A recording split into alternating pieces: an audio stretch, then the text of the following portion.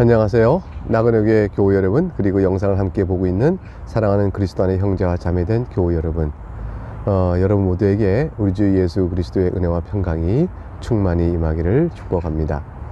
오늘은 사도행전 7장을 읽습니다. 우리가 어제 살펴본 사도행전 6장에서 스데반 집사님이 결국 공회에 고소당하여 끌려왔고, 그래서 이제 타 지역에서 왔던 유대인들과 논쟁 가운데서 저들이 거짓 증언자를 세워서 결국은 스데반 집사를 어렵게 만드는 그런 내용들을 살펴보았습니다. 저들이 이제 하나님과 모세를 모독하고, 그리고 또 오히려 죄를 짓고 있음에도 불구하고 예수님의 경우와 마찬가지로 스데반 집사가 하나님과 모세를 모독하고 있다라고 이제 비방하는 그런 내용들이 되겠습니다. 오늘은 이제 7장에서 스데반 집사의 그 아름다운 설교를 우리가 보게 됩니다. 이건 자신이 쭉 예수 그리스도께서 왜 그리스도인가, 예수님께서 왜 그리스도인가를 말하기 위한 전체적인 성경 해석의 줄기, 그걸 따라 흘러가는 하나님의 일하심이 어떤 것인지 보여주는데, 여기는 각각 이제 아브라함도 등장하고 모세 등장하고 요셉도 등장하고 쭉 나옵니다. 그러면서 결국에 마지막에 가게 되면 너희가 언제 하나님 말씀을 제대로 순종하고 모세 율법에 순종한 적이 있는가? 너희가 성전을 폐한다고 나를 비방하는데, 너희가 참된 성전인 그리스도 앞에, 즉 하나님께서 주신 받은 말씀 앞에서 언제 너희가 올바르게 선 적이 있었는가? 라고 저들의 영적 정체성이 하나님 나라에서 멀다는 사실을 이제 이 설교를 통해 논증하게 되어집니다. 이걸 듣고 이제 저들이 이제 격분하게 되죠. 그래서 이제 결국 스데반 집사가 돌에 맞아 순교하는 이런 내용이 오늘 7장에 담겨져 있습니다. 7장은 무려 60절이나 됩니다. 따라서 그 내용도 읽어가면서 특별한 부분은 생략하고 간략하게 전체 요점만 짚어보도록 하겠습니다. 먼저 1절부터 8절을 읽어보겠습니다. 대제사장이 이르되 이것이 사실이냐? 스데반이 이르되 여러분 부형들이여 들으소서. 우리 조상 아브라함이 하란에 있기 전 메소포타미아에 있을 때의 영광의 하나님이 그에게 보여 이르시되 네 고향과 친척을 떠나 내가 네게 보일 땅으로 가라 하시니, 아브라함이 갈대아 사람의 땅을 떠나 하란에 거하다가 그의 아버지가 죽음에 하나님이 그를 거기서 너희 지금 사는 이 땅으로 옮기셨느니라. 그러나 여기서 발 붙일 만한 땅도 유업으로 주지 아니하시고, 다만 이 땅을 아직 자식도 없는 그와 그의 후손에게 소유로 주신다고 약속하셨으며, 하나님이 또 이같이 말씀하시되 그 후손이 다른 땅에서 나그네가 되리니 그 땅 사람들이 종으로 삼아 400년 동안을 괴롭게 하리라 하시고, 또 이르시되 종 삼는 나라를 내가 심판하리니 그 후에 그들이 나와서 이곳에서 나를 섬기리라 하시고, 할례의 언약을 아브라함에게 주셨더니 그가 이삭을 낳아 여드레 만에 할례를 행하고 이삭이 야곱이 우리 12조상을 낳으니라. 결국은 1절부터 이제 8절까지의 스데반 집사의 설교는 아브라함을 불러서 결국 12지파의 이스라엘 형성하게 된 하나님의 일하심의 내용을 함축적으로 이렇게 요약하고 있습니다. 몇 가지 내용 보면, 첫째는 하나님께서 아브라함을 우리 조상 아브라함을 불렀다. 내 고향 친척을 떠나 내가 너에게 보낼 땅으로 가라고 하셨다. 근데 그 땅이 바로 지금 너희가 사는 이 땅인데 이 땅으로 옮기셨다. 근데 아브라함에게 이 땅을 주겠다고 약속하셨지만 실제로 주셨는가? 발 붙일 만한 땅도 유업으로 주지 않고 다만 약속만 주었을 뿐이다. 약속만 줬다는 것은 무슨 의미겠는가 생각해보라는 것이죠. 그래서 다른 땅에서 도리어 저들에게 나그네가 되게 하셨다. 아브라함의 후손들이 도리어 다른 땅에 나그네가 되었으니 그 땅에서 도리어 종살이 하다가 400년을 지나서 그들이 거기서 나오게 되어진다. 그리고 그 후에 나와서 약속한 땅에서 나를 섬기려 하였으니 이곳에 있게 된 것이다. 무엇을 의미하는가? 하나님의 거룩한 아브라함이 주시받은 약속은 땅 자체 약속이 아니라 땅으로 상징되는 바의 약속이다. 그것은 이 땅을 통하여 하늘의 장자권, 하늘의 기업을 받는, 우리의 본향은 여기가 아니라 하늘 본향이다 라는 사실을 보여주는 상징적 의미다. 이 땅을 갖지 못했던 아브라함은 그럼 땅을 기업으로 못 받은 것인가? 하늘의 상속을 기업을 받았으니 그는 여전히 약속을 성취받은 사람이라. 그래서 할례 언약을 마지막에 얘기하죠. 할례라는 것은 무엇이겠어요? 마음의 할례를 하라. 하나님을 마음속 깊이 살아가는 영적인 변화죠. 중생자로서의 변화되어가는 그런 상태가 바로 할례 언약 속에 담겨져 있는 뜻입니다. 할례는 육신에 할 것이 아니요 마음에 할 것이니 너는 마음과 뜻과 힘을 다해 주 여호와를 사랑하라 하신 데 있습니다. 결국 아브라함의 언약을 불러 12지파를 형성하게 된 모든 구성은, 그리고 이 땅에 너희가 비로소 살게 되도록 하신 것은 땅 자체를 통해서 약속하신 하늘의 기업을 바라보게 한 것이니 너희가 정령코 마음의 할례를 받아 하나님을 마음과 뜻과 힘을 다하여 사랑하느냐 라는 것을 이제 말씀하고 있는 것이죠. 이제 9절부터 16절은 요셉을 세워서 하나님께서 어떻게 이스라엘을 이제 보호하셨는지를 이제 말씀해 줍니다. 9절, 여러 조상이 요셉을 시기하여 애굽을 팔았더니 하나님이 그와 함께 계셔 그 모든 환난에서 건져내사 애굽 왕 바로 앞에서 은총과 지혜를 주시매 바로가 그를 애굽과 자기 온 집의 통치자로 세웠느니라. 그때 애굽과 가나안 온 땅에 흉년이 들어 큰 환난이 있을새 우리 조상들이 양식이 없는지라. 야곱이 애굽에 곡식이 있다는 말을 듣고 먼저 우리 조상들을 보내고 또 재차 보내매 요셉이 자기 형제들에게 알려지게 되고 또 요셉의 친족이 바로에게 드러나게 되니라. 요셉이 사람을 보내어 그의 아버지 야곱과 온 친족 75사람을 청하였더니 야곱이 애굽으로 내려가 자기와 우리 조상들이 거기서 죽고 세겜으로 옮겨져 아브라함이 세겜 하몰의 자손에게서 은으로 값주고 산 무덤에 장사되니라. 이것은 이제 요셉을 통해서 하나님께서 어떻게 이스라엘을 보호하시는지를 보여줘요. 그러니까 너희가 너희됨이 하나님께서 너희를 철저히 보호하여 되어진 것이니라. 아브라함이 주신 언약의 성취를 위하여 하나님께서 너희를 이렇게까지 돌봐 주셨는데 너희는 하나님 앞에서 어떠냐, 이런 질문이 나오게 되는 것이죠. 대체로 내용을 보게 되면 요셉을 시기하여 애굽에 팔았다. 그러나 그것은 하나님의 뜻이었고 하나님이 그와 함께 계신 것이었고 그로 인하여 하나님께서 너희를 보호하기 위한 하나님의 뜻이었다. 이러한 보호 때문에 훗날 가나안 땅에 기근이 들었을 때 야곱이 이제 애굽 땅에 내려가서 살게 되어진 것이죠. 하나님의 보호가 있었던 것이고 야곱은 거기서 죽습니다. 그러나 보라, 야곱이 거기서 죽되 뼈를 거기서 묻는가? 아니라 야곱이 가나안 땅에 자기 뼈를 묻는다. 근데 그 가나안 땅에 묻는 것이 어디냐? 아브라함이 세계 하몰의 자손에서 은으로 값주고 산 무덤에 장사되니, 그것은 약속의 기업을 받은 아브라함이 이 땅에서 하나님의 기업으로 상징되는 곳, 이것을 직접 돈 주고 산 곳의 무덤으로 야곱 또한 아브라함의 언약과 같은 언약 아래 있는 사람인 것입니다. 이것이 바로 우리의 12지파의 조상 아브라함과 야곱과 이삭과 야곱이 이어지는데, 특히 야곱의 자손들이 12지파를 다 형성하게 되니까 그것이 이스라엘의 근본이다라는 걸 보여줍니다.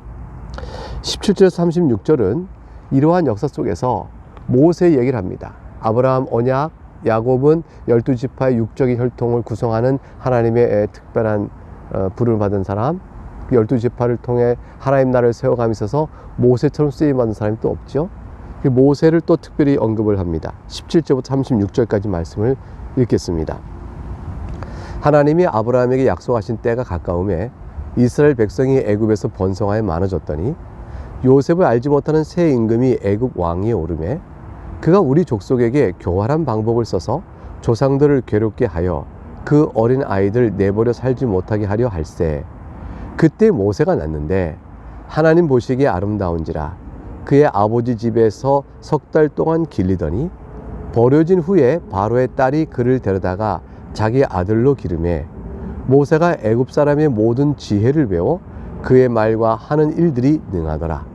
나이가 40이 되매 그 형제 이스라엘 자손을 돌볼 생각이 나더니 한 사람이 원통한 일 당함을 보고 보호하여 압제받는 자를 위하여 원수를 갚아 애굽 사람을 쳐 죽이니라. 그는 그의 형제들이 하나님께서 자기의 손을 통하여 구원해 주시는 것을 깨달으라고 생각하였으나 그들이 깨닫지 못하였더라. 이튿날 이스라엘 사람끼리 싸울 때에 모세가 와서 화해시키려고 하여 이르되 너희는 형제인데 어찌 서로 해치느냐 하니 그 동물을 해치는 사람이 모세를 밀어뜨려 이르되 누가 너를 관리와 재판장으로 우리 위에 세웠느냐? 네가 어제는 애굽 사람을 죽인 것 같이 또 나를 죽이려느냐 하니 모세가 이 말 때문에 도주하여 미디안 땅에서 나그네 되어 거기서 아들 둘을 낳으니라. 40년이 참에 천사가 시내산 광야 가시나무 떨기 불꽃 가운데서 그에게 보이거늘 모세가 그 광경을 보고 놀랍게 여겨 알아보려고 가까이 가니 주의 소리가 있어 나는 네 조상의 하나님 즉 아브라함과 이삭과 야곱의 하나님이라 하신대 모세가 무서워 감히 바라보지 못하더라. 주께서 이르시되 내 발의 실을 벗으라. 네가 서 있는 곳은 거룩한 땅이니라. 내 백성이 애굽에서 괴로움 받음을 내가 확실히 보고 그 탄식하는 소리를 듣고 그들을 구원하려고 내려왔노니 이제 내가 너를 애굽으로 보내리라 하시니라. 그들의 말이 누가 너를 관리와 재판장으로 세웠느냐 하며 거절하던 그 모세를 하나님은 가시나무 떨기 가운데서 보이던 천사의 손으로 관리와 속량하는 자로서 보내셨으니 이 사람이 백성을 인도하여 나오게 하고 애국과 홍해와 광해에서 40년간 기사와 표적을 행하였느니라. 스데반 집사가 여기서 모세를 언급한 까닭은 유대 사회의 가장 중심은 모세 위에 있습니다. 아브라함이 우리 언약의 아버지다. 이 조상이라는 건 사실 다 믿고 있지만 구체적으로 이제 유대인의 종교 체제를 확립하는 일은 모세를 통해서 이루어지죠. 모세를 통하여 이제 하나님 율법을 반포하셨고 모세 때 이제 회막이 주어지고 그러니까 유대인들이 오늘 하나님 앞에 나아가는 모든 종교 생활의 근 틀은 다 모세를 통하여 주신 바 되었습니다. 그러니까 이제 스데반 집사가 모세를 언급합니다. 모세를 할 때 모세는 이제 구세주였다 이걸 얘기하죠. 하나님께서 요셉을 알지 못하는 왕이 일어나서 애굽 백성들 이스라엘 백성을 이렇게 이제 괴롭게 할 때 그때 이제 하나님께 모세를 출생케 하셔서 모세를 이제 불러 쓰시는데 뭐 아까 얘기 중에 다 나온 것처럼 동족을 구원하려다가 결국 애굽 사람을 죽인 것이 드러날까 싶어서 도망가고 미디안 광야에 40년이나 목동 생활을 하게 됩니다. 그때 하나님께서 불꽃 가운데 나타나셔서 가시떨기 불꽃 가운데 나타나서 부르시죠. 이제 그 부르심을 받고 모세가 이제 하나님 앞에서 구원자로 내려옵니다. 그래서 이제 마지막 부분에서 이렇게 말하잖아요. 모세가 어떤 사람이냐? 가시떨기 나무 가운데 보이던 천사의 손으로 관리와 속량하는 자로서 보내셨으니 그래서 이제 모세가 온 이스라엘의 다스린 지도자여 속량하는 자 이들을 구원한 자로 세움을 입었다. 그런데 그렇다면 온 이스라엘은 모세의 말을 잘 듣고 모세를 통해 하나님이 지시한 바 된 하나님의 말씀에 충성되어야 하지 않겠어요? 그런데 37절 43절에 이러한 모세의 말을 너희가 자랑하고 우리 모세의 율법을 갖고 있다라고 말하지만 실제 모세의 말을 지킨 적이 없었다. 이 사실을 이제 스데반 집사가 고발합니다. 37에서 43절까지 말씀을 제가 읽겠습니다. 이스라엘 자손에 대하여 하나님이 너희 형제 가운데서 나와 같은 선지자를 세우려 하던 자가 곧 이 모세라. 시내 산에서 말하던 그 천사와 우리 조상들과 함께 광야 교회에 있었고 또 살아있는 말씀을 받아 우리에게 주던 자가 이 사람이라. 우리 조상들이 모세에게 복종하지 아니하고자 하여 거절하며 그 마음이 도리어 애굽으로 향하여 아론도로 이르되 우리를 인도할 신들을 우리를 위하여 만들라. 애굽 땅에서 우리를 인도하던 이 모세는 어떻게 되었는지 알지 못하노라 하고 그때 그들이 송아지를 만들어 그 우상 앞에 제사하며 자기 손으로 만든 것을 기뻐하더니 하나님이 외면하사 그들을 그 하늘의 군대에 섬기는 일에 버려두셨으니 이는 선지자의 책에 기록된 바 이스라엘 집이여 너희가 광야에서 40년간 희생과 제물을 내게 드린 일이 있었느냐. 43절 몰록의 장막과 신 네판의 별을 받들었으며 이것은 너희가 절하고자 하여 만든 형상이로다. 내가 너희를 바벨론 밖으로 옮기려 함과 같으니라. 스데반 집사가 아주 조목조목 짚는 것이죠. 모세는 누군가 하나님께서 선지자로 세우신 자라. 너희와 하나님 사이에 하나님의 말씀을 전하기 위해 세우신 바로 그 선지자로 세운 바로 모세라.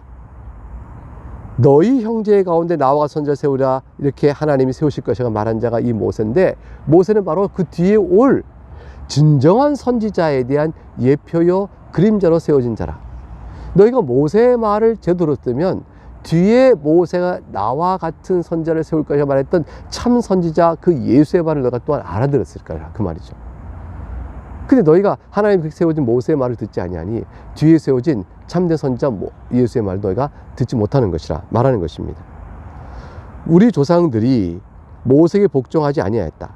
살아있는 말씀을 받아 주었음에도 불구하고 그 결국 송아지를 만들어 우상 숭배했지 않은가. 우상 숭배의 모든 영적 성격은 너희 역사 동안 내내 그렇게 되어져서 하늘의 군대를 섬기고 즉 귀신들을 섬긴 거죠.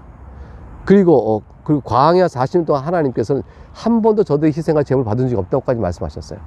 저들이 희생과 제물을 드렸죠. 그런데 마음속 우상 숭배의 죄악 가운데 있었으니 온전한 제사를 못 드린 것입니다. 몰록의 장막, 레판의 별, 우상들을 귀신들 쫓는 제사를 드렸으니 하나님께 결국에 너희 조상도 어떻게 됐느냐, 바벨론 밖으로 쫓겨나지 아니하였는가. 그게 너희 영적 실체다, 그것입니다. 44절에서 50절에는 성전과 관련하여 저들이 어떠한 신학적 오해의 오류 속에 있는가를 또 지적합니다. 44절 50절까지 말씀 읽겠습니다. 광야에서 우리 조상들에게 증거의 장막이 있었으니 이것은 모세에게 말씀하신 이가 명하사 그가 본 그 양식들을 만들게 하신 것이라.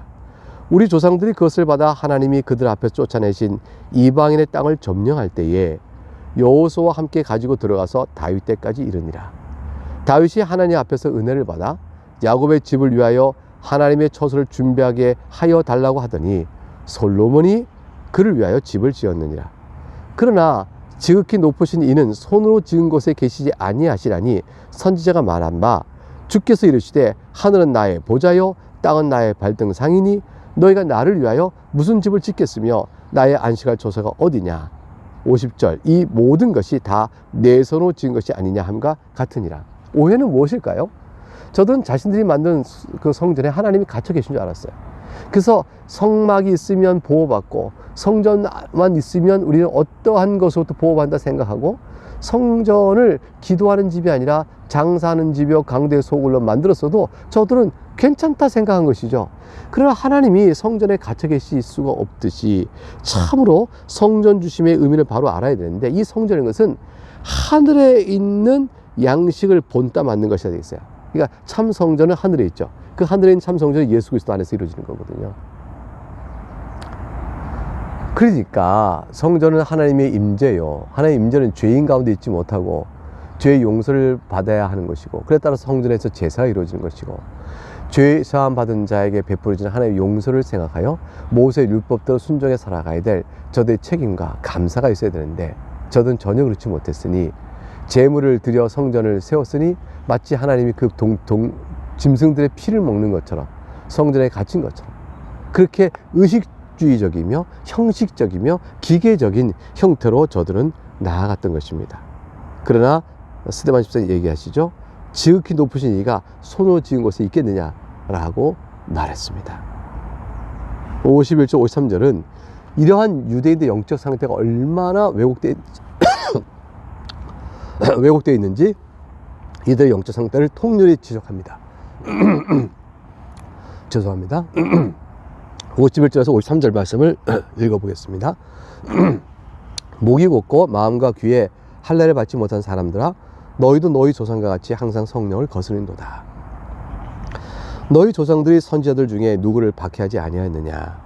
의인이 오시리라 예고한 자들을 그들이 죽였고 이제 너희는 그 의인을 잡아 죽인 자요 살해한 자가 되니 53절 너희는 천사가 전한 율법을 받고도 지키지 아니하였도다 하니라. 유대인의 영적 상태가 결국 스데반에서 뭐라고 고발합니까? 목이 곧고 마음과 귀에 할례를 받지 못했다. 이것은 이제 할례 언약을 너희가 지키지 않았다는 얘기죠. 아브라함과 언약을 맺을 때 하나님께서 할례로 증표를 삼으셨어요. 그때 할례가 마음의 할례를 받아라 라는 뜻으로 주 앞에 새로운 자로 살아야 되는 것인데, 아브라함 언약의 할례를 저들이 육적인 것으로만 생각하고 영적인 할례를 받지 못했으니, 그런 저들이 이제 모세의 율법도 지키지 못한 자요, 지금도 그렇다는 것입니다.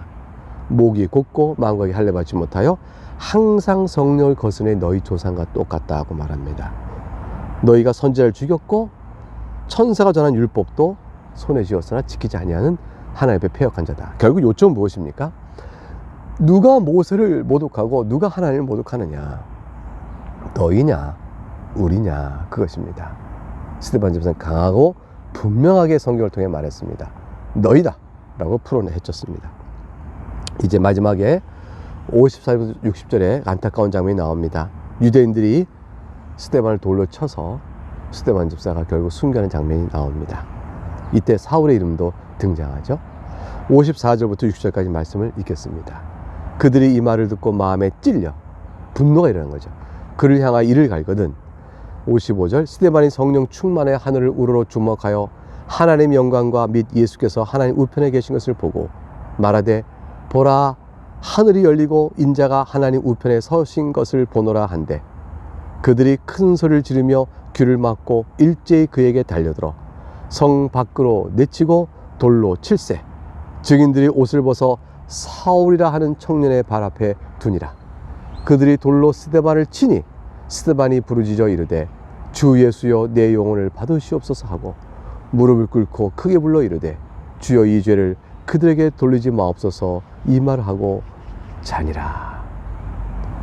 스데반 집사는 지금 낙원에 있죠. 영광된 주님과 함께 낙원에 계십니다. 이 말을 마치고 스데반 집사는 성령이 충만하였습니다.